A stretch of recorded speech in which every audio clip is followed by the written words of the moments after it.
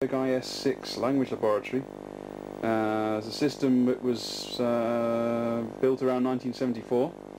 Has positions on the desk for 32 student booths, and this particular one is pretty much fully automatic. All the decks can be remotely controlled from this main teacher's desk. Let's have a look at some of the controls. Consists of a master tape recorder on which the main course tape will be played. Se refiere el número 1 de la disposición. A couple of cassette recorders which I installed later. And this part here is the main control panel for the teacher to operate the student booths. You can just about make out those controls there. We've got a main switch here. Teacher control. This switches all the student booths under control of the teacher, and the teacher, by operating these buttons here, can rewind the tape, can record on all the tapes,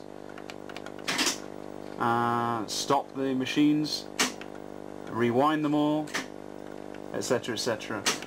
This part here is the program selector. From this point the teacher decides what the students are going to hear. Teacher microphone, it's direct oral lesson. Master recorders 1, 2, 3, etc, etc. This is what controls also whether the teacher hears the main program or his or her microphone. This meter here shows the volume of the program being output to the students. Let me see if I can illustrate that. Select master recorder number 1. De la ley A bit loud. 1977 de 4 de enero. Anyway, you get the idea. Para la reforma. So, apart from that, teacher has microphone volume control and headphone volume control. Now this desk is strange in that two teachers can divide the room of the 32 booths and use the desk simultaneously. You've got control panel A and control panel B. In practice this was probably pretty rare, but it's possible to allocate every student desk to either control A or control B.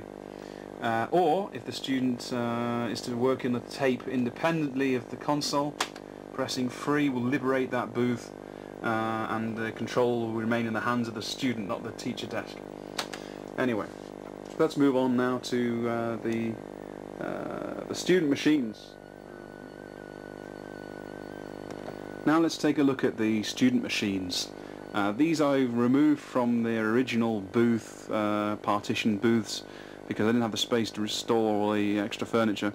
Basically consists of the tape deck and a separate control panel, which I've just loosely screwed to the main machine here. The tape deck is a series 5000.